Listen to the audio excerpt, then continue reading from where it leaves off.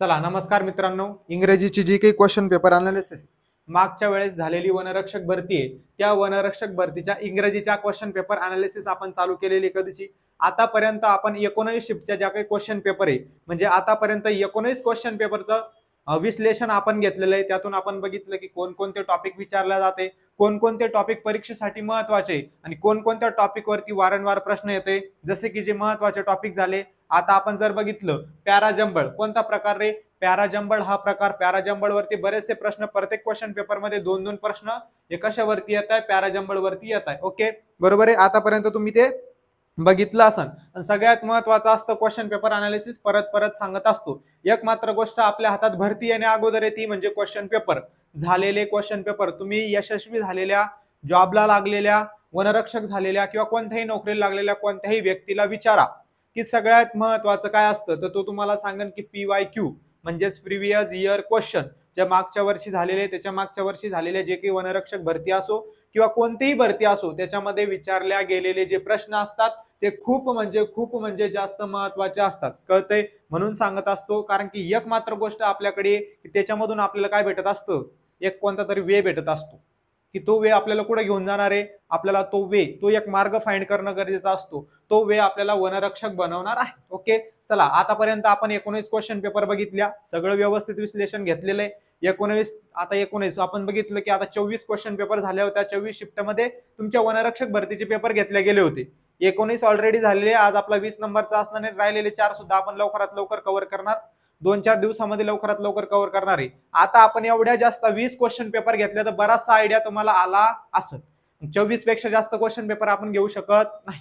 ज्यावेळेस भरती जवळ येणार, तुमचे पेपर जवळ येणार, पेपरला कुठेतरी 10-15 दिवस बाकी असले, 20 दिवस बाकी असले, त्यावेळेस आपण अजून क्वेश्चन पेपर घेण्याचा प्रयत्न करू. पण त्या क्वेश्चन पेपर प्रिव्हियस इयर नसणार. मग त्या कोणत्या असणार, आपण ज्या टेस्ट देत असतो त्या क्वेश्चन पेपर घेण्याचा प्रयत्न करू, किंवा TCS ज्या क्वेश्चन काढत असतं, ज्या भरती घेत असतं त्या क्वेश्चनची प्रॅक्टिस करण्याचा प्रयत्न करू. कारण शेवटच्या काळामध्ये सगळ्यात महत्वाचं असतं क्वेश्चन प्रॅक्टिस. काय महत्वाचं असतं? Question practice. जेवढे जास्त क्वेश्चन प्रॅक्टिस तुम्ही करशाल तेवढाच तुम्हाला फायदा होणार आहे, कारण परीक्षेला तुम्हाला क्वेश्चन सोडवायचे असतात. ओके चला, आतापर्यंत 19 क्वेश्चन पेपर आपण बघितले होते. आज आपण आपले 20 नंबरची क्वेश्चन पेपर बघणार आहे. किती नंबरची? 20 नंबरची इंग्रजी या विषयाची क्वेश्चन पेपर बघणार आहोत. पहिलाच प्रश्न तुमच्या समोर दिलेला आहे बघा, कशावरती आलेला आहे रे? स्पेलिंग एरर वरती. कुठं दिलेलं आहे?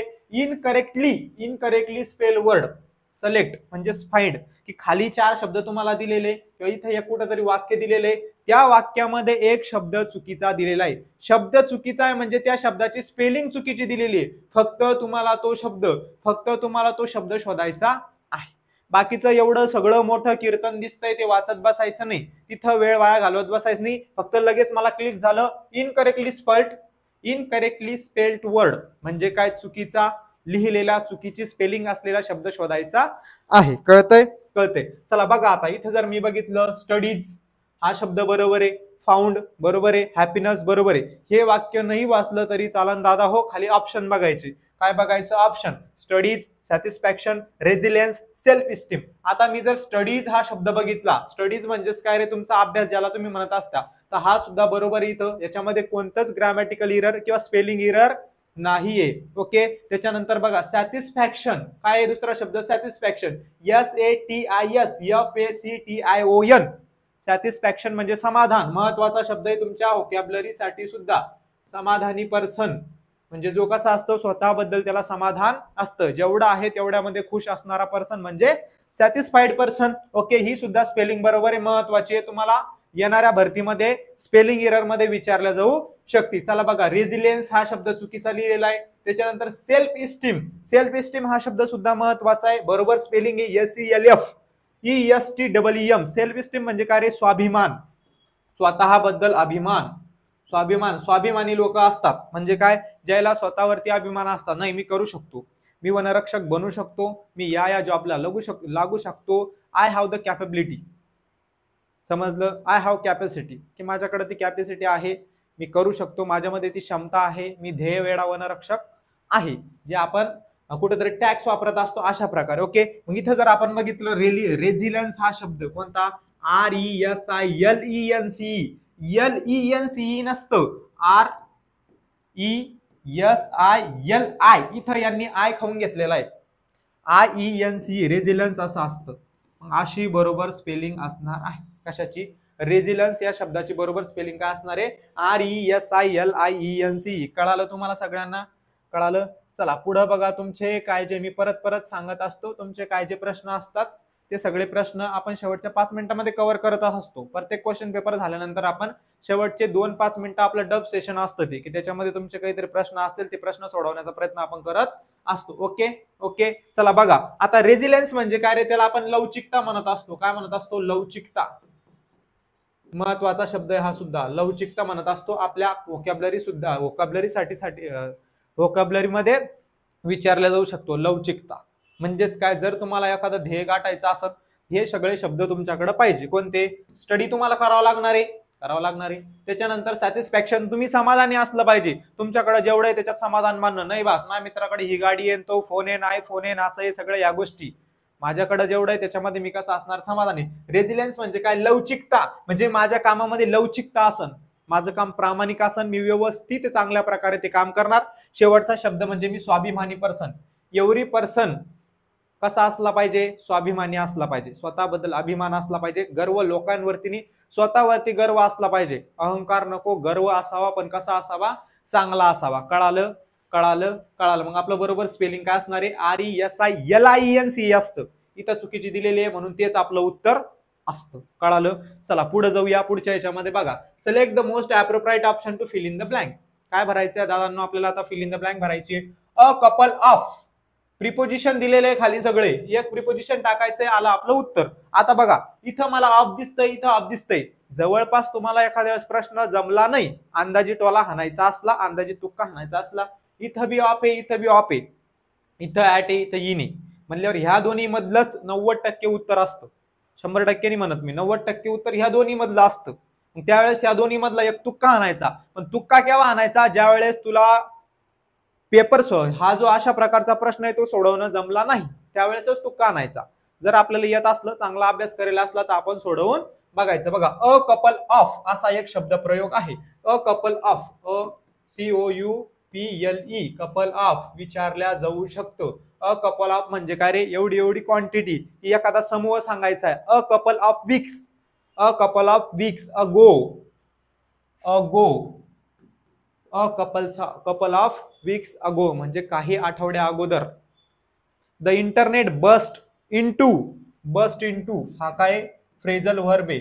बस्ट इनटू हा एक फ्रेजल वर्ब आहे, म्हणून सांगितलं काही की जे काही फ्रेजल वर्ब असतात, काही फिक्स प्रिपोजिशन असतात, काही शब्दप्रयोग हे फिक्स असतात, ते तसे वापरले जाणार आहे, तसेच वापरले जाणार आहे. बस सोबत तुम्ही दुसरं प्रिपोजिशन वापरू शकत नाही. एखाद्या वेळेस काही शब्द असे असतात त्याच्यासोबत 2-2, 3-3 प्रिपोजिशन वापरल्या जात असतात, पण ते डिपेंड असतात त्या सेंटेन्स वरती किंवा त्या ऑब्जेक्ट वरती. तुम्ही त्या वाक्यामध्ये ऑब्जेक्ट काय वापरताय, सेंटेन्स कोणतं वापरताय, त्याच्यावरती तुमचं काय जे प्रिपोजिशन वापरायचंय ते डिपेंड असतं. कळालं? म्हणजे फिक्स असल्यामुळे याचं उत्तर काय असणार आहे?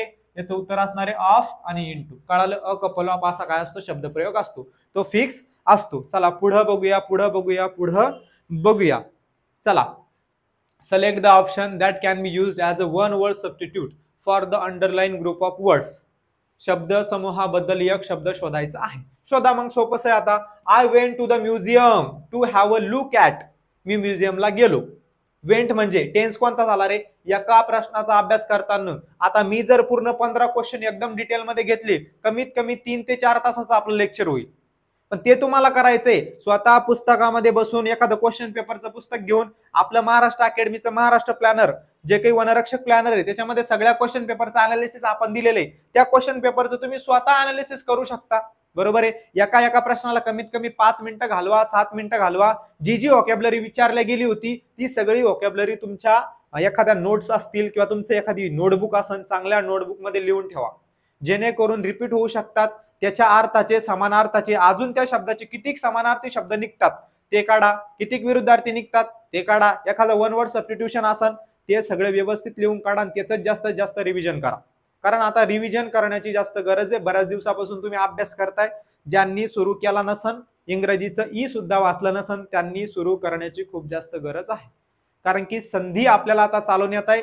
भरती जवळ आलेली आहे, कॉम्पिटिशन भरपूर असणार आहे, कारण सगळेच जण अभ्यासाला भेटलेले.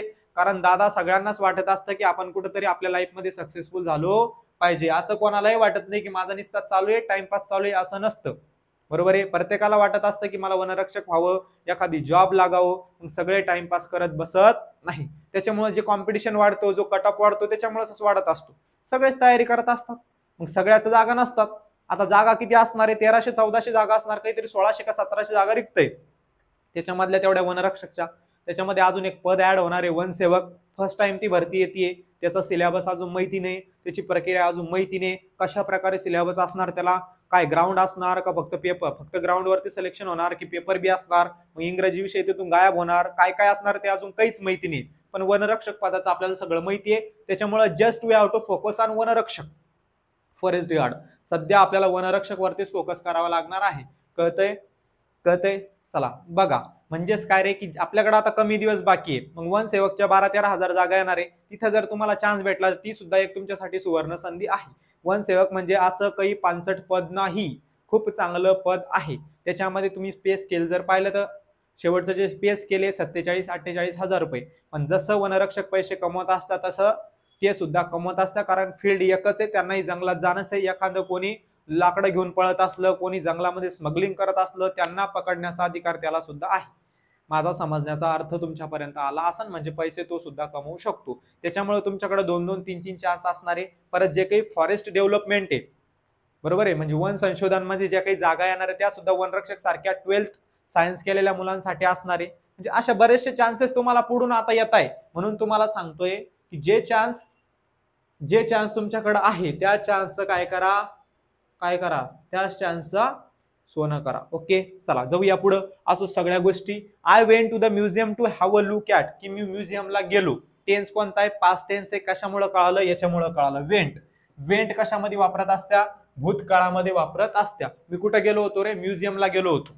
म्युझियम मध्ये काय असतं? A collection. एक तर शिवाजी महाराजची तलवार असणार, शिवाजी महाराजचे वाघनखे असणार, ऐतिहासिक काहीतरी वस्तू असणार. A collection of historical documents. म्हणजेच काय रे? ही ऐतिहासिक पुरावे असणं.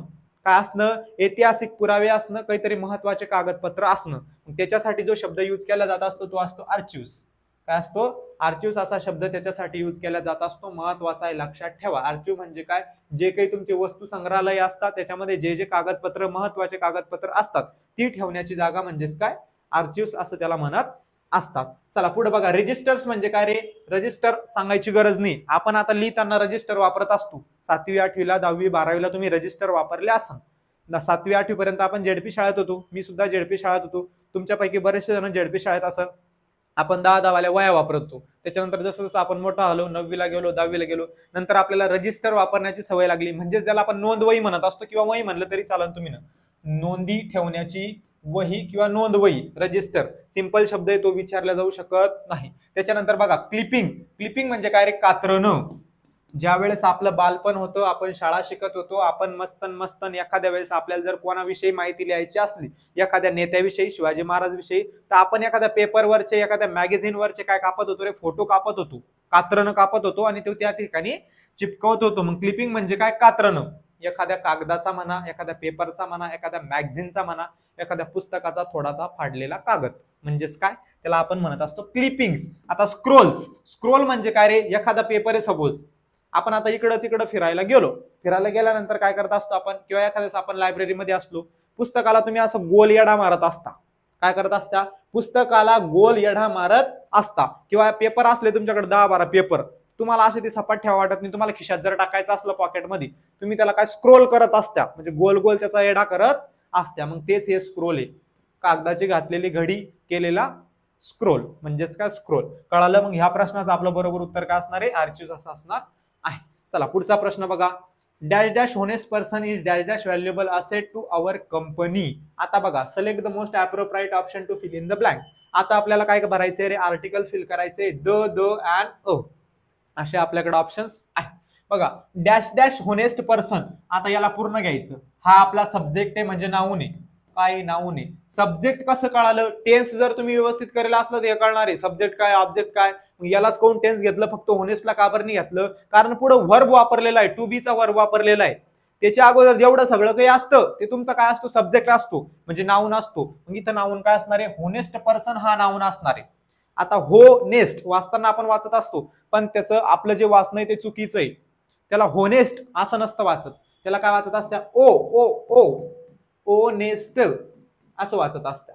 काय वाचत असत्या ओनेस्ट. आणि दादांनो मी तुम्हाला सांगितलेले जर उच्चार स्वरासारखा निघला, मराठीचे स्वर, मराठी आपल्याला खूप मदत करत असती, मराठी लक्षात ठेवायची, मराठीचे स्वर मदत करत असते आपल्याला. हा जो ओ आहे तो कशामधला स्वर आहे, मराठी मधला स्वर आहे. मग जर मराठी मधल्या स्वरासारखा उच्चार होत असला तर त्याच्या अगोदर आपण ॲन आर्टिकल लावत असतो. कोणता आर्टिकल लावत असतो, an article. An honest person, honest नाही.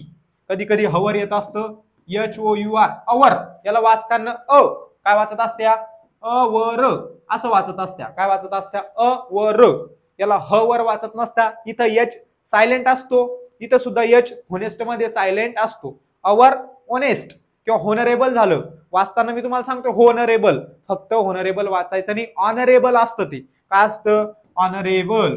ऑनरेबल म्हणजे रिस्पेक्टेड पर्सन ज्याला म्हणता तुम्ही, आदरणीय व्यक्ती. मग ऑनरेबल शब्द आला किंवा हवर शब्द आला किंवा होनेस्ट शब्द आला, त्याच्या अगोदर कधीही ॲन आर्टिकल वापरायचं असतं. काय वापरायचं असतं, ॲन आर्टिकल. कळालं, कारण ते सगळे काय स्वरानं सुरू होणारे, स्वराच्या उच्चारानं सुरू होणारे शब्द आहेत. हा अपवाद आहे. मग हेच तुम्हाला कळालं पाहिजे की परीक्षा घेणारे तुम्हाला इथंच फसवत असता. आता तुम्हाला वाटलं एच काय आहे, हे व्यंजन आहे, मग त्याच्या अगोदर आपल्याला अ आर्टिकल वापरावं लागणार आहे. पण काही की अशा गोष्टी असतात, काही की त्याला अपवाद असतात. समजलं, मग तिथं काय काय वापरायचंय ते तुम्हाला व्यवस्थित कळालं पाहिजे. आर्टिकल मध्ये कोणकोणते नियम आहे, काय काय ते कळालं पाहिजे. समजलं, समजलं. चला बघा, मग इथं काय येणार आहे, ॲन होनेस्ट पर्सन. आता मला एक सांगा, इथं जर तुमचं जे काही नाव आहे, इथं काय होनेस्ट पर्सन आहे, इथं जर होनेस्टी असतं, चला मला उत्तर सांगा बरं. HONESTY, honesty. होनेस्टी हे काय रे, अब्स्ट्रॅक्ट नाउन आहे. म्हणजेच काय, होनेस्टी म्हणजे प्रामाणिकपणा. प्रामाणिकपणा. Honesty is the best policy. प्रामाणिकपणा हा सर्वोत्तम गुण आहे माणसामध्ये असलेला. आता तुमच्याकडे आहे का नाही, असायला पाहिजे प्रत्येकामध्ये होनेस्टी. प्रामाणिक असलो पाहिजे आपण. होनेस्टी म्हणजे प्रामाणिकपणा. आता मला याचं उत्तर सांगा, होनेस्ट पर्सनच्या जागी जर होनेस्टी असतं तर त्याच्या अगोदर कोणतं आर्टिकल आला असतं, सांगा. सांगा लवकर, कोणतं आर्टिकल आला असतं. बघू कोणाचं बरोबर येतोय. तुम्हाला 5 सेकंद देतो, 5 सेकंदामध्ये सांगायचंय की जर होनेस्टी असतं होनेस्ट पर्सनच्या जागी तर त्याच्या अगोदर कोणतं आर्टिकल आलं असतं, सांगा. सांगा सांगा सांगा सांगा. द आर्टिकल आलं नसतं. कोणतं आर्टिकल आलं असतं, त्याच्या अगोदर नो आर्टिकल आलं असतं. कोणतं आर्टिकल आलं असतं, नो आर्टिकल. आता ही काय भानगडी, नो आर्टिकल म्हणजे आर्टिकल वापरल्याच गेलं नसतं, कोणतंच आर्टिकल आलं नसतं. 3च आर्टिकल आहे, ए अँड द, त्यापैकी कोणतंही आर्टिकल वापरल्या जात नाही. कधी, जर तुमचं नाऊन अब्स्ट्रॅक्ट नाऊन असन. कोणतं नाऊन असन, अब्स्ट्रॅक्ट नाऊन. म्हणजेच काय रे, भाववाचक नाव, ज्याला मराठीमध्ये भाववाचक नाव. भाववाचक नाव काय असतं ते तुम्हाला दिसत नाही, सिर्फ तुम उसे महसूस कर सकता हो, महसूस कर सकते. त्याच्यामध्ये तुमचा आनंद झाला, तुमचं दुःख झालं, बरोबर आहे. ह्या सगळ्या गोष्टी त्या कशामध्ये येत असत्या, अब्स्ट्रॅक्ट नाऊन मध्ये येत असत्या. मग लक्षात ठेवायचं, हा पॉइंट तुम्हाला परत परत परत परत विचारत असता. लक्ष ठेवा, याच्यावरती तुम्हाला एक प्रश्न आलेला आहे वनरक्षक भरतीमध्ये, परत तलाठी भरतीमध्ये तर याच्यावरती बरेचसे प्रश्न विचारले गेलेले आहेत. कधीही लक्षात ठेवायचं, अब्स्ट्रॅक्ट नाऊनच्या अगोदर कोणतंही आर्टिकल वापरल्या जात नसतं. एका वेळेला वापरल्या जात असतं, पण केव्हा वापरल्या जात असतं, ज्या वेळेस तुमच्या भाववाचक नामाचा अब्स्ट्रॅक्ट नाऊनचा जो काही उपयोग आहे तो एक पर्टिक्युलर नाऊन, जसं द आर्टिकल वापरत असत्या कशासाठी, पर्टिक्युलर नावांसाठी, एखाद्या विशिष्ट गोष्टीसाठी, युनिक गोष्टीसाठी. त्यावेळेस जर तिथं अब्स्ट्रॅक्ट नाऊनचा उपयोग ती गोष्ट म्हणून झाला किंवा एखादी विशिष्ट गोष्ट म्हणून झाला, महत्वाची गोष्ट म्हणून जर झाला, त्यावेळेस त्याच्या अगोदर द आर्टिकल आपण वापरत असतो. अदरवाईज तुमच्या अब्स्ट्रॅक्ट नाऊनच्या अगोदर कोणतंही आर्टिकल वापरलं जाणार नाही. ओके, कळालं. बघा, an honest person is a valuable asset. काय रे बघा, आता व्हॅल्युएबल असेट हा काय, सिंगुलर काउंटेबल नाऊन.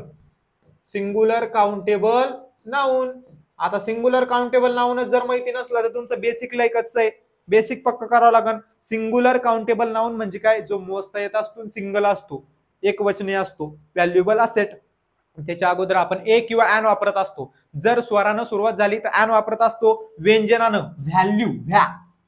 कशानं सुरुवात झाली, व न सुरुवात झाली, व मराठीमध्ये करायचं डायरेक्ट, व्हॅल्युएबल. व्या म्हणजेच काय, व न सुरुवात झाली समजा, वन, मग व काय तुमचा, व काय मराठी मधला तुमचा, तो व्यंजन आहे. त्याच्या अगोदर कधीही कोणता आर्टिकल वापरत असतो आपण, ए हे आर्टिकल वापरत असतो. A valuable asset to our company. An honest person, एक प्रामाणिक माणूस, इज अ व्हॅल्युएबल असेट, तो आपल्यासाठी दागिना आहे, खूप चांगला व्यक्ती आहे. टू अवर कंपनी, आपल्या कंपनीसाठी तो कसा आहे, चांगला व्यक्ती आहे. इथं आपलं बरोबर उत्तर काय असणार आहे, ऑप्शन नंबर 4 अँड अ असं बरोबर येणार आहे. चला पुढे बघा, select the most appropriate option to fill in the blank. Fill in the blank, fill in the blank. चला, walking was included very early in our, इथं फिल इन द ब्लँक आहे. चला त्याच्यानंतर a practice and ever rise that held in our bitter future, इथं सुद्धा fill in the blank आहे, टाकल्याने गेली पण इथं फिल इन द ब्लँक आणि इन नंतर फिल इन द ब्लँक आहे. आता बघा मला एक सांगा, सोपासा क्वेश्चन आहे, फिल इन द ब्लँक भरायचे. Walking was included very early in our life, इथं आवर येऊ शकतं, ओके आपण आवर घेतलं. युअर येऊ शकतं, इथं आवर येऊ शकतं, युअर येऊ शकतं, हीज येऊ शकतं, काय येऊ शकतं, हीज येऊ शकतं. त्याच्यानंतर अ प्रॅक्टिस किंवा शीज येऊ शकतं, सॉरी हर येऊ शकतं. A practice and ever rise that held in dash dash better shape. आता मला एक सांग, इथं जर तुम्ही अवर वापरलं तर तुम्हाला इथं काय वापरावं लागणार आहे, अस वापरावं लागणार आहे. कारण अवर काय रे, अवर तुमची ऑब्जेक्टिव्ह केस आहे, ऑब्जेक्टिव्ह केस. बेसिक मध्ये तुम्ही प्रोनाउन मध्ये जर शिकले असन, प्रथमा विभक्ती, द्वितीय विभक्ती, त्याच्यामधली अवर ही तुमची द्वितीय विभक्ती आहे. आणि द्वितीय विभक्ती जर तुम्ही इथं वापरली तर इथं तुम्हाला काय वापरावं लागणार आहे, पॉझेसिव्ह ऍडजेक्टिव्ह वापरावं लागणार आहे, पॉझेसिव्ह प्रोनाउन वापरावं लागणार आहे. मग इथं पॉझेसिव्ह प्रोनाउन काय येणार, अस. अवरचं इथं काय होतं, याची जोडीच ठेवावं लागणार आहे. जर तुम्ही इथं युवर घेतलं, इथं काय घेतलं, युवर, तर इथं तुम्हाला यू घ्यावं लागणार, यू घ्यावं लागणार, काय घ्यावं लागणार, यू. जर तुम्ही काय घेतलं, इथं देर घेतलं, इथं काय घेतलं, देर, तर तुम्हाला इथं दे घ्यावं लागणार. समजलं, समजतंय. इथं जर तुम्ही घेतलं सपोज आता मी, तर इथं तुम्हाला काय घ्यावं लागणार, आय घ्यावं लागणार. कळालं, कळालं. कारण त्याची जोडी तुम्हाला, कारण पूर्ण वाक्य कोणाबद्दल बोलतंय, एकाच याच्याबद्दल बोलतंय. मग जी ऍक्टिव्हिटी यांनी केली पुढे सुद्धा तेच यायला पाहिजे, तसं आपलं उत्तर पाहिजे. पण इथं दोन वेगवेगळे दिलेले, देर आणि दे पाहिजे होतं, बरोबर असू शकत होतं, म्हणून हा ऑप्शन कटला. अवर आणि देम येणार नाही, कारण अवरचा सोबतीच पाहिजे होता. त्याच्यानंतर हीच, मग इकडे हिम पाहिजे होतं, असच्या जागी काय पाहिजे होतं, हिम पाहिजे होतं. त्याच्यामुळे हे सुद्धा उत्तर येणार नाही. उरलं शेवटचं जे बरोबर आहे, जे की अवर आहे. इथं अवर लिहिलेलं ऑब्जेक्टिव्ह केस मध्ये आणि इथं तुमचं पॉझेसिव्ह प्रोनाउन दिलेलं आहे. कळतंय, पॉझेसिव्ह प्लस नाउन, म्हणजे हे तुमचं करेक्ट आन्सर असणार आहे ऑप्शन नंबर 4. ऑप्शन नंबर 4 हे काय असणार आहे, तुमचं करेक्ट आन्सर असणार आहे. चला पुढे जाऊया. आपल्याला आला आता पॅरेग्राफ. सोपासा पॅरेग्राफ बघा, खाली ऑप्शन वरून जायचं. अशा पद्धतीचे प्रश्न कधीही ऑप्शन वरून सोडवायचे असतात. It is, in addition, this is, school buses. आता ए ए ए ए आपल्यासाठी सोपं काम झालं. स्टार्टिंग होणार आहे एन, त्यांनी सांगून दिलं स्टार्टिंग कशाने होणार आहे, एन. इट इज 7 AM, सकाळचे 7 वाजलेले. भरपूर जणांना अजून एएम आणि पीएम कळतच नाही. एएम म्हणजे सकाळचा जो वेळ असतो, रात्री 12 पासून तर ते दुपारी 12 पर्यंत एएम असतं, आणि दुपारच्या 12 पासून तर रात्रीच्या 12 पर्यंत पीएम असतं. लक्षात ठेवायचं काम आहे तुमच्या. इट इज 7 AM, सकाळचे 7 वाजले होते. The lanes by lanes, lanes म्हणजे काय, गल्ल्या, आपल्या गावाकडच्या गल्ल्या, शहरातल्या गल्ल्या, त्या गल्ल्या. And roads in residential areas are busy, सकाळच्या 7 वाजताच काय झालं होतं, ट्रॅफिक झाली होती, असं पहिल्या वाक्यामध्ये म्हणणं आहे. पहिल्या वाक्यात त्यांनी काय झालं, सकाळच्या 7 वाजतामध्येच काय झालं होतं की खूप जास्त ट्रॅफिक झाली होती, गाड्या गल्ल्यावरती गाड्या, रस्त्यावरती गाड्या झाल्या होत्या. त्याच्यानंतर आता बघा ए नंतर काय वापरणार आहे, in addition to this modes of transport. काय सांगितलं, these modes of transport. Transport म्हणजे काय रे, वाहतूक करणाऱ्या गाड्या. मग त्याच्यामध्ये बस आलं, गाड्या आल्या, मोटरसायकल आल्या, बाईक आल्या, सायकल बिकल, सगळं ज्याने ट्रान्सपोर्ट होत असतो सगळं, बरोबर आहे. मग ट्रान्सपोर्ट त्याच्या अगोदर विचारणार आहे, दिस ट्रान्सपोर्ट. काय सांगितलं, दिस मोड्स ऑफ ट्रान्सपोर्ट. मग कोणत्या ट्रान्सपोर्ट, अगोदर त्या ट्रान्सपोर्ट सांगणार आहे. दिस ट्रान्सपोर्ट वापरलं की नाही, पण कोणत्या, त्या ट्रान्सपोर्ट असं वापरलं, पण त्याच्या अगोदर नेमकं कोणत्या ट्रान्सपोर्ट. मग आपलं वाक्य काय असणार आहे, स्कूल बसेस. कोणकोणत्या ट्रान्सपोर्ट बघा, स्कूल बसेस, शाळेच्या गाड्या, त्याच्यानंतर ऑटो रिक्षा, ज्या तुमच्या रिक्षा असतात त्या. त्याच्यानंतर ऑटो रिक्षा आज busy picking of children for school, जे काही लहान लहान मुलं आहे त्यांना त्या गाड्या शाळेत नेण्यासाठी कशा होत्या, बिझी होत्या. म्हणजे रोडवरती त्याच गाड्या होत्या, जास्तीत जास्त मुलांना शाळेत त्या नेत होत्या. त्याच्यामुळे 2 नंबरचं वाक्य काय येणार आहे, ए नंतर येणार आहे तुमचा डी. ए नंतर काय येणार आहे, डी. त्याच्यानंतर पुढे बघा, in addition to this modes of transport. आता याच्यानंतर हे वाक्य येणार आहे, कारण याचं रिझन हे कशाचं, ह्या वाक्याचं रिझन कारण ते, म्हणून हे वाक्य येणार आहे. In addition to these modes of transports are the 2 and 4 wheelers and the public transport buses. मग त्याच्यामध्ये कोणकोणत्या आल्या? 2 व्हीलर आल्या, त्याच्यानंतर 4 व्हीलर आल्या, आणि ज्या काही पब्लिक ट्रान्सपोर्ट बसेस असत्या म्हणजे आपल्या एसटी महामंडळाची जशी बस असत्या या सगळ्या गाड्या त्याच्यामध्ये आल्या. कळालं. शेवटचं जे उरलेलं वाक्य असणार ते हे, this is the regular sight in many cities. फक्त हे याच सिटीचं नाही तर जवळपास सगळ्या सिटीचं आता असं झालेलं आहे, कारण सगळ्या सिटीमध्ये ट्रॅफिक वाढत आहे. तुमचं पुणे झालं, पुण्याला तर ट्रॅफिक सिटी म्हणलं जातं, भरपूर सारं ट्रॅफिक आहे.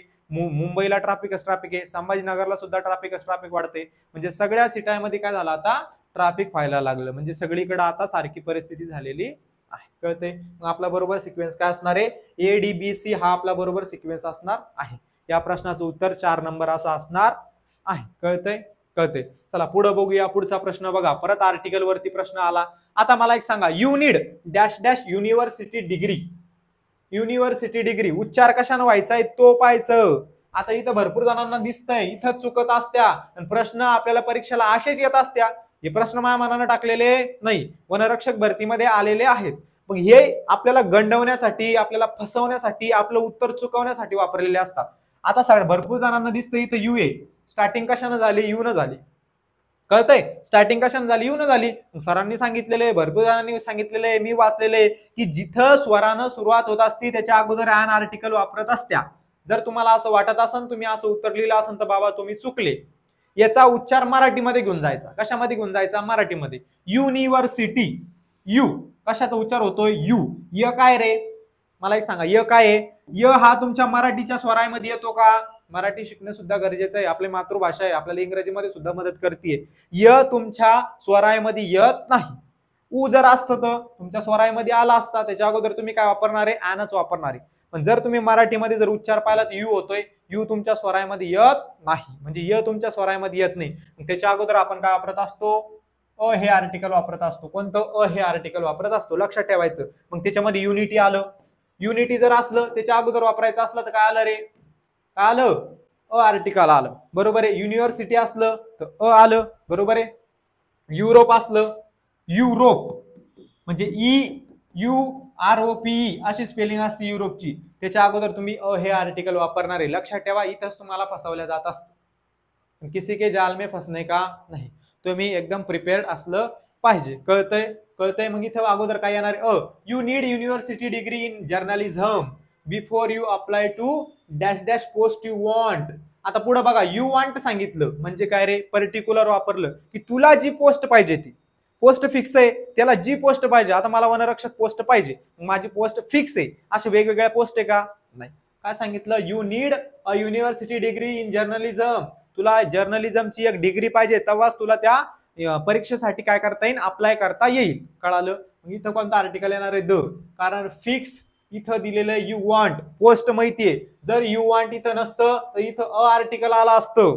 अ पोस्ट. यू वॉन्ट आलं म्हणून त्याला जी पोस्ट पाहिजे ती विशिष्ट अर्थानं वापरलं गेलं. त्याच्यामुळे इथं बरोबर काय येणार आहे? द हे आर्टिकल येणार आहे. वरती अ, त्याच्यानंतर द. म्हणजे ऑप्शन नंबर 2 हे आपलं बरोबर उत्तर असणार आहे. कळालं? समजतंय. चला पुढे जाऊया. पुढच्या ऑप्शन मध्ये बघा, select the most appropriate option to given proverb. एक म्हण दिलेली आहे, त्या म्हणीचा अर्थ शोधायचा आहे. बघा, बेटर लेट दॅन नेव्हर हा आपल्याला भरपूर वेळा आलेला आहे. एखादी गोष्ट न करण्यापेक्षा, काय सांगितलं? एखादी गोष्ट कधीही न करण्यापेक्षा थोडी लेट केली तरी चालन बाबा. बरोबर आहे की नाही? अभ्यासाच्या बाबतीत तसं करू नका. एखादी गोष्ट न करण्यापेक्षा म्हणजे काय? कधीही न करण्यापेक्षा कधीतरी ती गोष्ट करा, असं या म्हणीचा अर्थ होत असतो. एखादी गोष्ट न केल्यापेक्षा, बिलकुल न केल्यापेक्षा, कधीही न केल्यापेक्षा कधीतरी करणं चांगलं असतं. कळा मग. It is better to be late than not arriving or completing a task. म्हणजे काय? एखादं काम it is better to be late. एखादं काम उशिरा करणं चांगलंय न करण्यापेक्षा. आता बिलकुल न करणं, थोडं तरी करणं किंवा उशिरा करणं कधीही चांगलं. कळतंय? ते काही असो. पण अभ्यासाच्या बाबतीत आता सध्या तरी असं नका करू. आता परीक्षा जवळ आलेली आहे. म्हणजे हेच आपलं बरोबर उत्तर असणार आहे. It is not acceptable to arrive late. काय सांगितलं दुसऱ्या वाक्यामध्ये? हे वाक्य तुम्हाला चिल्लर दिलेले असतात, वाचूनच लक्षात समजतं. It is not acceptable to arrive late, की तुम्ही जर लेट येत असला तर आम्हाला मान्य नाही. याचा आणि याचा कुठंच संबंध नाही. It is not possible to arrive late every time. काय सांगितलं? इट इज नॉट पॉसिबल, असं शक्य नाही, to arrive late every time, प्रत्येक वेळी तुम्ही लेट होता असं शक्य नाही. ही चांगली गोष्ट आहे. प्रत्येक वेळा आपण लेट होऊ शकत नाही. प्रत्येक वेळेस मास्तरला आपण वेगवेगळे कारण देऊ शकत नाही, जसे लहानपणी देत होतो शाळेत यायला उशीर झाल्यानंतर तसं. It is better to give an excuse than tell the truth. काय सांगितलं? एखादी गोष्ट खरी सांगण्यापेक्षा काहीतरी त्याचा एक्सक्यूज देणं, काहीतरी वेगळी गोष्ट सांगणं किंवा भरकटवून टाकणं आपल्याला, बरोबर आहे. पण बाकीचे वाक्य जर पाहिले आपण दुसरं तिसरं चौथं, त्याचा आणि याचा तेवढा संबंध वाटत नाही. पण it is better to late than not arriving or completing a task, हा याचा काय असणार आहे? समानार्थी असणार आहे. उत्तर काय असणार आहे? Option number 1. कळालं कळालं कळालं. तुमचे काय जे डाऊट्स असतील ते आपण शेवटच्या 5 मिनिटांमध्ये कव्हर करूया. बघा, select the option that can be used one word substitution to the underline group of the words. आता I joint a group of, underline याच्या खाली आहे, ग्रुप ऑफ वर्शिपर्स. आता वर्शिप म्हणजे काय रे? वर्शिपर्स म्हणजे काय? भक्त. कोणाचे भक्त? देवाचे भक्त. अ ग्रुप ऑफ वर्शिप म्हणजे काय? जे काही देवाचे भक्त असतात त्या भक्तांचा ग्रुप, त्या भक्तांचा गट. At the Lakshmi Narayan temple, Lakshmi Narayan मंदिराजवळ. आता तुमचा कशाचा अभ्यास झाला? प्रिपोजिशनचा अभ्यास झाला. ऍट कुठं वापरत असतं सांगितलं होतं, स्थळाच्या अगोदर ऍट हे प्रिपोजिशन वापरत असत्या. At the Lakshmi Narayan temple, Lakshmi Narayan मंदिर. स्थळ झालं का नाही? जागा झाली की नाही एक? मग तिथं काय वापरणार आहे? ऍट हे वापरणार आहे. कळालं? त्याच्यानंतर पुढे बघा, आय जॉईंट, मी जॉईन केलं. कोणाला जॉईन केलं? म्हणजे मी मिसळलो कोणामध्ये? अ ग्रुप ऑफ वर्शिपर्स, जे देवाचे भक्त होते, देवाची भक्ती करत होतो, त्यांच्यामध्ये मी मिसळलेलो आहे. मग ग्रुप ऑफ वर्शिपर्स म्हणजे काय? देवाचे भक्त. त्याच्यासाठी जो शब्द असतो समानार्थी वन वर्ड सबस्टिट्यूशन, तो असतो कॉन्ग्रिगेशन. काय असतो? कॉन्ग्रिगेशन. याचा सुद्धा अर्थ तोच होत असतो, भक्त. देवाचे भक्त. भक्त व्हायचं, अंधभक्त व्हायचं नाही. याच्यामध्ये तुम्हाला थेइस्ट, अथेइस्ट विचारलं जाऊ शकतं. आता अथेइस्ट वन वर्ड सबस्टिट्यूशन साठी म्हणजे काय? One who does not believe in God, जो देवामध्ये विश्वास करत नाही, ज्याला वाटतं देव नाहीये, देवबी असं काही नसतं, त्याला अथेइस्ट पर्सन म्हणत असतात. एक काढून टाकायचा थेइस्ट, ज्याला देवामध्ये लय विश्वास आहे की बाबा देव असतात.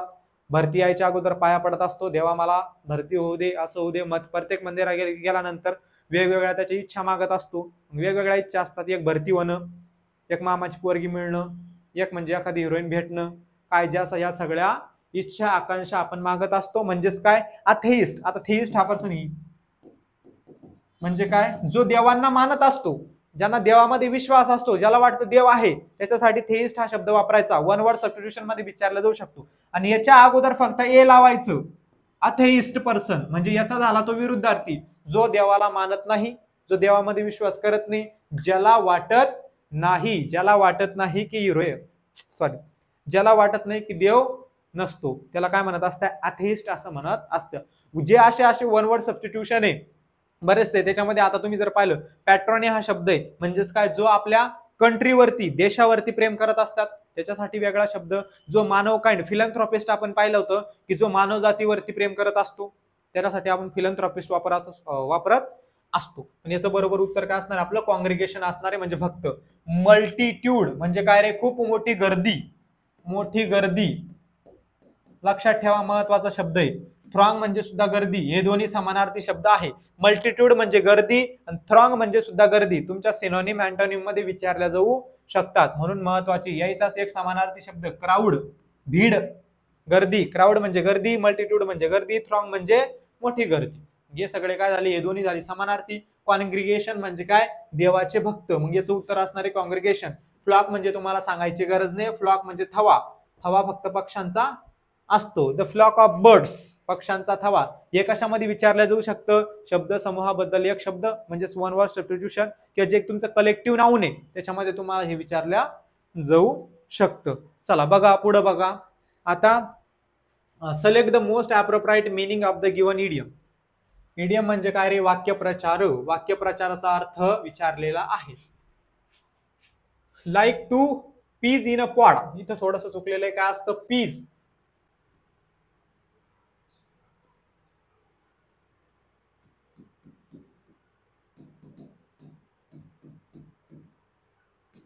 चला, like two pea in a pod म्हणजेच काय रे? एका शेंगेमध्ये दोन दाणा असणं. शेंग असते आपली, शेंगदाण्याच्या शेंगा भुईमुंग म्हणतो आपण. भुईमुंगाच्या शेंगामध्ये किती दाणे असतात? 2. काही की याच्यामध्ये 3 बी असतात, ती शेंग आपल्याला आवडत असती. बरोबर आहे. Pea in a pod, like two pea in a pod, हा काय एक इडियम आहे. म्हणजेच काय, एका शेंगेमध्ये 2 दाणे असणं. याचा समानार्थी काय असतो? हा वाला. Two people who like alike. Alike म्हणजे काय? जे लोक सारखे दिसतात, जे 2 लोक सारखे दिसतात, त्याचाच अर्थ काय होत असतो? Like two pods in a, like two bees in a pod, असं काय म्हणे? Like two peas in a pod, अशी ती म्हण आहे. कळतंय? समजतंय? समजतंय. मग याचं बरोबर उत्तर काय असणार आहे? ऑप्शन नंबर 1, की जे 2 लोक सारखे दिसत असतात त्यांच्यासाठी हा काय वापरला जात असतो? इडियम्स वापरला जात असतो. Two people who are always together, याचा अर्थ काय होतो? 2 लोक जे नेहमी सोबत असतात. जास्त करून सोबत कोण असतं? एक तर 36 आकड्यावाले नवरा बायको, दुसरे जे काही जिगरी असले, जिगरी जान वगैरे काय जे असतं ते बेस्ट फ्रेंड असले ते सोबत असतात. नवरा बायको जास्त करून सोबत असतात. बरोबर आहे. म्हणजेच काय? Two people who are always together, 2 असे व्यक्ती जे नेहमी कसे असतात? सारखे असतात, सॉरी सोबत असतात. त्याच्यानंतर टू सेपरेटेड इंडिव्हिज्युअल, याच्यामध्ये आपण आपला भाऊ आणि आपली बहीण जर घेतली लगेच कळ. टू सेपरेटेड इंडिव्हिज्युअल्स म्हणजे काय? जे लोक सेपरेट असतात, एकमेकांसोबत भांडत असतात, दूर असतात, ज्याचा कोणाचा डिवोर्स झालेला असतो. बरोबर आहे. असे टू सेपरेटेड इंडिव्हिज्युअल्स म्हणजे लोक सेपरेट असणं, एकमेकांचे भांडणं झालेले असणं, वादविवाद झालेले असणं, एकमेकांपासून दूर असणं. किंवा जे रिलेशनशिप वाले असले, कोणत्या रिलेशनशिप वाले? Long distance relationship. कोणता रिलेशनशिप? लॉंग डिस्टन्स रिलेशनशिप वाले. ते काय असणारे? सेपरेटेड टू इच अदर, म्हणजे दूर असणारे, सेपरेट झालेले असणारे. Two people who love each other, हा ही सगळ्यात आपली आवडती गोष्ट. कोणती? शेवटची. Two people who love each other म्हणजे काय? 2 लोक ज्यांचं एकमेकांवरती प्रेम असणं. मग कोणाकोणाचं एकमेकांवरती प्रेम असतं हे आपल्याला चांगलं माहिती आहे. आपलंही असलं पाहिजे. कोणावरती? आपल्या आईवरती असलं पाहिजे, वडिलावरती असलं पाहिजे, अजून आपल्या भावावरती असलं पाहिजे, आपल्या कंट्रीवरती असलं पाहिजे. बरोबर आहे. अजून आपल्या एखाद्या मित्रावरती वगैरे ज्याच्यावरती तरी असलं पाहिजे. प्रेम म्हणजे काय? एखाद्याबद्दलची चांगली गोष्ट. समजते? ओके, हे चांगलं समजतं. मग याचं उत्तर काय असणार आहे? Two people who alike, who likes, who looks alike, म्हणजे जे 2 व्यक्ती ते कसे दिसतात? सारखे दिसतात. चला पुढे जाऊया. पुढच्या याच्यामध्ये बघा, select the incorrectly spelled word, चुकीची स्पेलिंग ओळखायची आहे. युनिव्हर्सल ही सुद्धा बरोबर स्पेलिंग आहे. UNIVERSAL. युनिव्हर्सल म्हणजे काय? ज्याला तुम्ही वैश्विक म्हणत असता किंवा सार्वत्रिक म्हणत असता. सर्वांचा असणं, वैश्विक, सर्वांचा म्हणजे सरकारी जागा जी सर्वांची असते ती युनिव्हर्सल. बरोबर स्पेलिंग आहे. ब्लूम्स झालं, कॅनॉपी झालं. कॅनॉपी म्हणजे काय रे? छत. तुम्हाला माहिती नसेल, आपला जो काही छत असतो, गच्ची झाली, स्लॅब म्हणत असतो आपण, स्लॅब का स्लॅब काहीतरी म्हणत असतो, त्याच्यासाठी कॉनॉपी हा शब्द वापरत, कॅनॉपी हा शब्द वापरत असतो. छत, छप्पर. त्याच्यानंतर अजून काय म्हणतो आपण? छत, छप्पर, स्लॅब म्हणत असतो किंवा गच्ची वगैरे काहीतरी म्हणत असतो. चला शेवटचं फ्लॅम्बोयंट, ही जी स्पेलिंग दिलेली ती चुकीची दिलेली शेवटच्या शब्दामध्ये. फ्लॅम्बोयंट, PLF फ्लॅम BOYANT अशी स्पेलिंग आहे. कशी? FLAMBOYANT, फ्लॅम्बोयंट अशी स्पेलिंग आहे. इथलचा वाय खाऊन घेतलेला आहे. स्पेलिंग एरर मध्ये असेच प्रश्न असतात. कसे? असेच प्रश्न असतात. कुठेतरी एखादा शब्द गायब केला असतो, कुठेतरी एखादा लेटर ऍड केलेला असतो. कधी कधी एक लेटर द्यायचं तर त्याच्यासाठी ब्युटिफुल शब्द आहे तर डबल एल देणार, पण इथे एकच एल वापरलेला असतो. अशा प्रकारे असतं. आता फ्लॅम्बोयंट म्हणजे काय? भडक. महत्वाचा शब्द विचारला जाऊ शकतो. भडक म्हणजे आपण म्हणतो बघा, तो कलर खूप भडक दिसतोय, जास्त ब्राईट दिसतोय, त्याच्यासाठी आपण फ्लॅम्बोयंट हा शब्द वापरत असतो. तुमच्या सिनोनिम साठी महत्वाचा आहे. कॅनॉपी हा शब्द सुद्धा महत्वाचा आहे. चला पुढे बघा. Select the options, select the sentences in a proper order. Proper order मध्ये आपल्याला सेंटेन्सेस लावायचे आहेत. लावा मग. आता सिन्स म्हणजे काय? एखादी गोष्ट, कारण, काहीतरी कारणासाठी वापरत असतो. एखादी गोष्ट भूतकाळामध्ये चालू झालेली आणि आता वर्तमान काळामध्ये सुद्धा ती चालू आहे, त्याच्यासाठी सिन्स वापरत असतो. सिन्सनं दादा वाक्याची सुरुवात होणार नाही. तुम्हाला सांगितलं होतं एक इंट्रोडक्टरी सेंटेन्स असतं, म्हणजे जी पूर्ण वाक्याची पॅसेजची ओळख करून देत असतं. दे इस्टॅब्लिश, त्यांनी निर्माण केलं, त्यांनी स्थापन केलं. पण कोण? बघा, सिन्सनं वाक्याची सुरुवात येणार नाही. याला गायब करा, केलं गायब. त्याच्यानंतर दे इस्टॅब्लिश, त्यांनी काय केलं? इस्टॅब्लिश केलं. काय केलं? इस्टॅब्लिश म्हणजे त्यांनी निर्माण केलं. पण कोण? ते आपण 1 नंबरला घेणार नाही. ज्याच्याबद्दल बोललेलं ते 1 नंबरला घेणार, त्याच्यामुळे बी सुद्धा 1 नंबरला येणार नाही. त्याच्यानंतर बघा, इन दिस सिटीज, या शहरामध्ये, पण बाबा नेमकं कोणत्या शहरामध्ये, काय चालू आहे, काय बोलणं चालू आहे, नाऊन काय आहे तेच माहित नाही, त्याच्यामुळे डी न सुद्धा सुरुवात होणार नाही. उरलं तुमचा सी, आणि तुम्हाला सी जरी माहित असला तरी लगेच तुमचं उत्तर येणार. The Mughals were fascinated by ice. Fascinated म्हणजे काय, महत्वाचा शब्द आहे, सिनोनिम साठी लिहून घ्या. मोह असणं, एखाद्या गोष्टीचा मोह होतो आपल्याला, म्हणजे त्या गोष्टी बिगर करमतच नाही. एखाद्या व्यक्तीचा सुद्धा मोह होतो, त्या व्यक्तीबद्दल आपल्याला, त्या व्यक्ती बिगर बोलल्या बिगर, चॅटिंग केल्या बिगर ना आपल्याला झोप येते, ना आपल्याला जेवण धकतं, म्हणजे त्या व्यक्तीकडे आपण आकर्षित होत असतो, अट्रॅक्टेड टुवर्ड्स दॅट व्यक्ती, त्या पर्सनकडे, त्याला म्हणत असतात फॅसिनेटेड. जे काही मुघल्स होते, the Mughals were fascinated by ice, त्यांना आईस लय आवडत होता. आईस म्हणजे काय, बर्फ खूप आवडत होता. त्याच्यानंतर बघा सी, लगेच तुमचं उत्तर आलं, बाकीच पाहायची गरज नाही. त्याच्यानंतर A, since some part of their territories had glaciers and enjoy a snowfall, the Mughals had access to ice. त्याच्यानंतर बघा काय आहे B, they establish a system of human runners, horses, bullock carts. त्यांनी हे सगळं काम केले, रनर्स, हॉर्सेस आणले, घोडे. बुलक कार्ट म्हणजे काय, आपली जी बैलगाडी असते शेतातली ती बैलगाडी. त्याच्यानंतर बोट्स म्हणजे जहाज, and other forms of transport to bring ice from the Himalayas to cities like Lahore and Delhi. त्यांना आईस लागत होता, आईस आवडत होता, मग त्यांनी काय केलं, हे सगळं वापरलं, घोडे वापरले, जहाज वापरल्या, बैलगाड्या वापरल्या. कशासाठी, इकडून आईस ट्रान्सपोर्ट करण्यासाठी, त्यांच्या ह्याच्याकडं किंवा इकडं तिकडं ट्रान्सफर करण्यासाठी. त्याच्यानंतर बघा, इन दिस सिटीज, शेवटचं वाक्य D number, in this cities blocks of ice were carefully cut out, wrapped in multiple layers of in clean cotton and then jute cloths. की त्याची जी काही आईस आहे, आईसची खूप चांगल्या प्रकारे काय घेतली जात होती, आपल्याला खूप चांगल्या प्रकारे काळजी घेतल्या जात होती आईसची. त्याला व्यवस्थित ठेवत होते, चांगल्या याच्यामध्ये पॅक करून ठेवत होते, त्याच्यानंतर रॅप करून ठेवत होते, म्हणजे तो पिघळला नाही पाहिजे. थंड याच्यामध्ये व्यवस्थित, जसं फ्रीजर असतं तशा ठिकाणी व्यवस्थित ठेवत होते. चला पुढे बघा, पुढच्या याच्यामध्ये select the most appropriate option to fill in the blank. Fill in the blank म्हणायचंय, out our childhood day. Our childhood day म्हणजे काय रे, चाइल्डहुड डे सगळ्याची आवडती गोष्ट, माझी तर आवडती बाबा, काय, बालपणीचे दिवस. आवर चाइल्डहुड डेज म्हणजे काय, बालपणीचे दिवस. We would walk to school, आम्ही शाळेला जात होतो. कधी जात होतो, ड्युरिंग म्हणजे कशी जात होतो, कशाच्या दरम्यान जातो, शाळेच्या दिवसामध्ये जात होतो. बालपणीच्या दिवसामध्ये आम्ही कुठे जात होतो, वॉक टू स्कूल, शाळेत जात होतो, आणि डॅश डॅश बॅक, शाळेत जात होतो परत येत होतो. आपण काय म्हणतो, आम्ही शाळेत जात होतो आणि परत येत होतो, म्हणजे इथं काय येणार आहे, अँड. चला ऑप्शन वरून जाऊया आपण. बघा आता इथं काय रे, व्हेन म्हणजे काय, जेव्हा केव्हा. जेव्हा आम्ही शाळेत जात होतो, जेव्हा आमचे बालपणीचे दिवस होते, आम्ही शाळेत जात होते, आम्ही शाळेत जात होतो पण घरी येत होतो. अरे शाळेत जात होतो पण घरी येत होतो, वाक्य बनतंय का व्यवस्थित, नाही, गेलं. व्हाईल म्हणजे काय रे, व्हाईल तर आपण इथं वापरू शकत नाही. व्हाईल म्हणजे ज्याचे, जसं काही अवर चाइल्डहुड डेज, अर्थच मिळत नाही.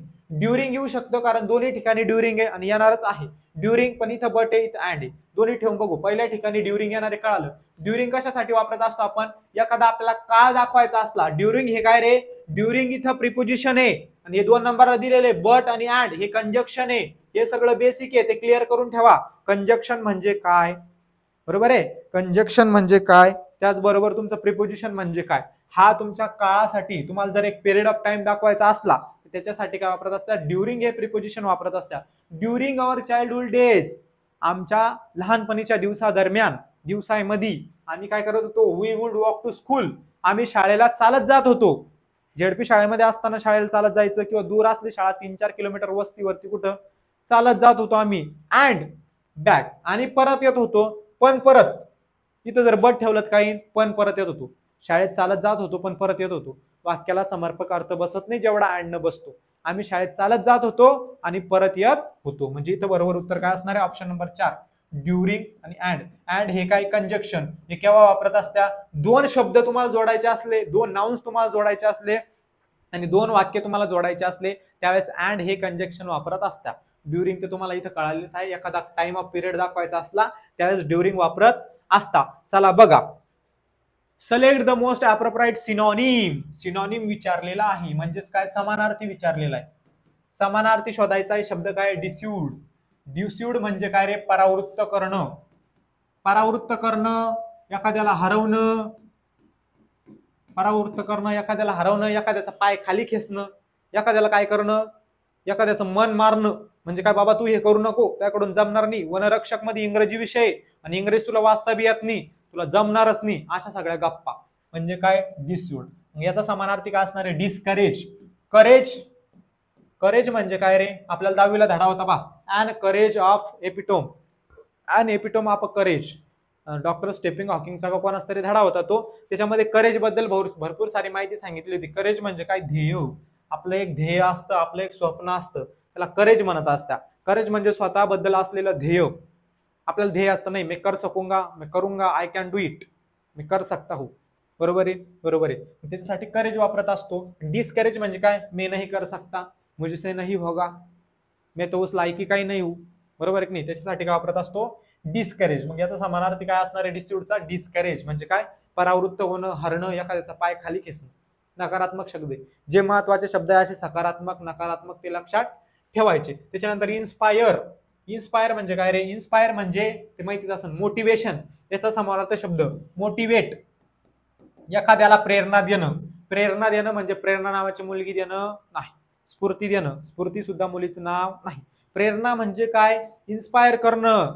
तू करू शकतोस. आपण मस्त युट्यूबला टाकत असतो की इन्स्पायरेशन व्हिडिओ, मोटिवेशनल व्हिडिओ, 2 मिनिटाचा व्हिडिओ तू ऐकतो, 2 मिनिटाची 1 मिनिटाची रील ऐकतो, लगे अभ्यासाला भिडतो, 1 दिवस 2 दिवस अभ्यास करत असतो, तिसऱ्या दिवशी जसे जैसे ते वैसे, टीट फॉर टॅट, जशास तसं माणूस जशास तसं होऊन जात असतं. कळालं, कळालं. सगळ्यांच्या बाबतीत असतं, माझ्या बाबतीत म्हणा, तुमच्या बाबतीत म्हणा, एखाद्या चांगल्या व्यक्तीच्या जो अभ्यास करणार आहे त्याच्या सुद्धा बाबतीत म्हणा असं असतं. इन्स्पायर म्हणजे काय, एखाद्याला काय देणं रे, अरे एखाद्याला काय देणं, काय देणं, इन्स्पायरेशन देणं, हिंमत देणं की बाबा तू कर सकताय, तू करू शकतो. मोटिवेशन देणं, प्रेरणा देणं की त्यामध्ये ती ताकद आहे, त्यामध्ये ती कॅपेबिलिटी आहे, त्यामध्ये ती क्षमता आहे की तू वनरक्षक बनवू शकतो. कळालं, कळालं. त्याच्यानंतर इनसाइट. इनसाइट हा ना निगेटिव्ह शब्द लक्षात ठेवा, विचारला जाऊ शकतो. भडकवणे, भडकावणे, हे काम चांगलं जमतं आपल्याला. एकमेकाचे भांडणं लावणं, एखाद्याला एकमेकावरती भडकावून देणं, मित्राचे भांडणं लावायचे असले, हेच काम करतो आपण, भडकावणं. की बाबा तो त्याबद्दल असं असं बोलला होता, त्यानं मला ती पर्सनल गोष्ट सांगितली, असं केलं तसं केलं. त्याच्यासाठी हा महत्वाचा शब्द आपल्याला परत विचारला जाऊ शकतो. असिस्ट हा शब्द सुद्धा भरपूर वेळा विचारला गेलेला आहे. मदत करणे. असिस्ट या शब्दाचा अर्थ काय होतो, मदत करणे. इनसाइट या शब्दाचा अर्थ काय होतो, भडकणे, एखाद्यावरती भडकणे किंवा भडकावणे. चला पुढं, चला object. Select the most appropriate antonym of the given word. आता अँटोनिम म्हणजे आपल्याला काय सांगितलं, विरुद्धार्थी, विरुद्धार्थी. ऑब्जेक्ट म्हणजे काय रे, ऑब्जेक्टिव्ह. ऑब्जेक्ट आणि ऑब्जेक्ट दोन वेगवेगळे शब्द आहे बघता. ऑब्जेक्ट म्हणजे वस्तू, आणि इथं ओच्या जागी फक्त ए आला. ऑब्जेक्ट, ऑब्जेक्ट म्हणजे काय, कंगाल व्यक्ती, जिसके पास पैसा नहीं है, निंदनीय व्यक्ती, ज्याच्याजवळ पैसा नाहीये, त्याला काय वापरत असतो आपण, ऑब्जेक्ट. ऑब्जेक्ट हा शब्द वापरत असतो. त्याचा विरुद्धार्थी सांगितलेला आहे. त्याचा विरुद्धार्थी असणारे एक्झाल्टेड. काय असणारे, एक्झाल्टेड. ज्या व्यक्तीकडे खूप सारा पैसा आहे, काय आहे, खूप जास्त पैसा आहे, तो श्रीमंत आहे. मग तो मानानं श्रीमंत असो, पैशानं श्रीमंत असो, कशानं असो, पण तो कसा आहे, चांगला आहे, श्रीमंत आहे, पॉझिटिव्ह वर्ड. आणि एखाद्याकडे पैसा नाहीये, तो कंगाल आहे, त्याच्यासाठी ऑब्जेक्ट. विरुद्धार्थी सांगितला तर त्याचा विरुद्धार्थी काय असणार आहे, ऑप्शन नंबर 4 हा त्याचा विरुद्धार्थी असणार आहे, म्हणजे एक्झाल्टेड. काय असणार आहे, एक्झाल्टेड. त्याच्यानंतर बघा मीन. मीन म्हणजे काय, तुच्छ व्यक्ती. तुच्छ व्यक्ती म्हणजेच काय, वाईट व्यक्ती. कोणता व्यक्ती, वाईट. इथं सॉलिड, सॉलिड असणार आहे. काय असणार इथं, सॉलिड असणार आहे, कळतंय. निच्च व्यक्ती, वाईट व्यक्ती. त्याच्यानंतर सॉर्डिड येते. काय, सॉर्डिड, सॉर्डिड. मग सॉर्डिड कशाचा समानार्थी आहे, सॉर्डिड हा तुमच्या ऑब्जेक्टचा समानार्थी आहे. लक्षात ठेवा, असेच प्रश्न विचारत असतात. कशाचा, ऑब्जेक्टचा समानार्थी सॉर्डिड. याचा सुद्धा अर्थ तोच होता असतो, काय, कंगाल, ज्याच्याकडे पैसे नाही असा, म्हणजे काय, ऑब्जेक्ट. कळालं. आणि मीन म्हणजे काय, एखादा वाईट व्यक्ती, तुच्छ व्यक्ती. कळतंय, कळतंय, समजलं. आणि त्याच्यानंतर हा एक महत्वाचा शब्द आहे कोणता, सर्वाईल, गुलाम. सर्वाईल म्हणजे काय, गुलाम. हे शब्द महत्वाचे विचारले जाऊ शकतात, लक्षात ठेवा. सर्वाईल म्हणजे गुलाम. सॉर्डिड, सॉर्डिड म्हणजे काय, हाच ऑब्जेक्ट, ज्याच्याकडे पैसा नसतो, जो कंगाल असतो. एक्झाल्टेड म्हणजे एखादा श्रीमंत माणूस, मनानं श्रीमंत, पैशानं श्रीमंत असलेला माणूस. त्याच्यानंतर आपलं जे काही सॉर्डिड झालं. त्याच्यानंतर मीन म्हणजे काय, एखादा वाईट व्यक्ती, तुच्छ व्यक्ती. मीन आता होमोफोन्स मध्ये जर आपण पाहिलं, हे मीन त्याच्यामध्ये येतं. मीन जर गणिताच्या भाषेत म्हणलं तर मीनला तुम्ही मध्य म्हणत असत्या, आणि ह्या आपल्या इंग्रजीच्या भाषेमध्ये जर घेतला आपण तर मीन म्हणजे इथं काय येणार आहे, वाईट व्यक्ती तुच्छ. हा आला आपला वाई होमोफोन्स मध्ये, म्हणजे एका शब्दाचे 2-2, 3-3, 4-4, 5-5 अर्थ होत असतात. एका स्पेलिंग वरून असत्या किंवा काही काहीचा उच्चार सारखा असतो. असे सगळे शब्द ते सुद्धा आपण व्यवस्थित कव्हर करूया. याचं उत्तर काय असणार आपलं, ऑप्शन नंबर 4 हा याचा बरोबर अँटोनिम असणार आहे. कळतंय? चला पुढे बघा. झालं का? झाले आपल्या 15 क्वेश्चनचं आपण काय केलं, अनालिसिस करून घेतलं. एकदम चांगल्या प्रकारे तुमच्या डोक्यामध्ये घुसले असन.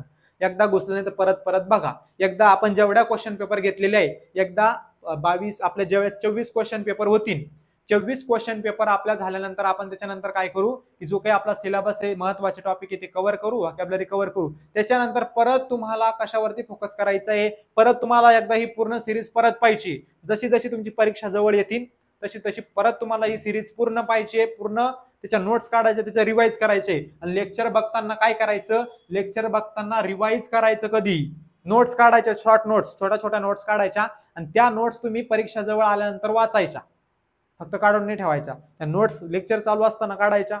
असं फास्ट मध्ये नाही जमलं तर रेकॉर्डेड लेक्चर पहा, ते पाहत्या वेळेस तुम्ही नोट्स काढा, त्या नोट्स रिवाइज करा, तुम्ही यादी करा. एकदम जर तुम्ही प्लॅनिंगने अभ्यास केला तर 100% तुम्हाला इंग्रजी अवघड जाणार नाही. फक्त व्यवस्थित प्लॅनिंग करून करावी लागत असते. ओके, 15 क्वेश्चन पेपर आपण घेतलेले आहे. 15 क्वेश्चन पेपरचा अनालिसिस आपण घेतलेलं आहे. वेळ तुमच्याकडे कमी आहे, वेळ तुमच्याकडे शिल्लक राहिलेला नाही, जास्त वेळ तुमच्याकडे बाकी नाही. भरती लवकरात लवकर येण्याची शक्यता आहे. वेगवेगळे अपडेट येत आहे, माहिती येत आहे. लवकरच 1-2 दिवसामध्ये आपल्याकडे अपडेट येणार आहे. कारण वन भरतीची जी काही बैठक आहे ती 10 जूनला झालेली आहे, आणि आज आपला 11 का 12 जून आहे.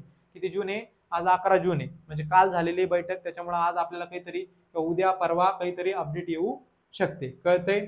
समजते. आतापर्यंत तुम्ही 20 क्वेश्चन पेपर आपण घेतल्या. 4 क्वेश्चन पेपर लवकरात लवकर कव्हर करू. महत्वाचे टॉपिक्स आहे ते सुद्धा कव्हर करू, व्होकॅब्युलरी कव्हर करू. त्याच्यानंतर परत आपले जे काही क्वेश्चन येण्यासारखे वनरक्षक भरतीमध्ये विचारला जाऊ शकतात, अपेक्षित प्रश्न ते घेऊ. म्हणजे तुमची चांगल्या प्रकारे काय होईल, प्रॅक्टिस होईल. कारण आपल्याला तेच करायचं आहे आता, कारण परीक्षा जवळ आलेली आहे.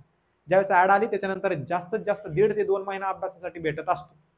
मग होत काय असतं, गडबड, कुत्र मागं लागल्यासारखी आपली परिस्थिती, सिच्युएशन होत असते.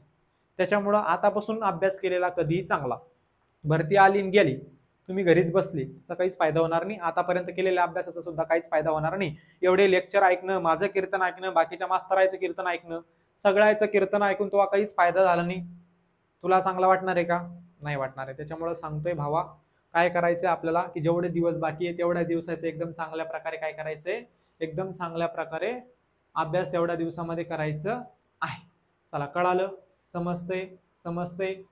ओके. 15 क्वेश्चन आपण बघितले. तुमचे काही जे डाऊट्स असतील शेवटच्या 5 मिनिटांमध्ये कव्हर करू. तुमचे काही डाऊट्स असतील फक्त एकदा कमेंट्स मध्ये सांगा, शेवटच्या 2-5 मिनिटात कव्हर करू, आणि उद्या आपण आपले नेक्स्ट क्वेश्चन पेपर घेऊ. Okay, thank you. चला बघा.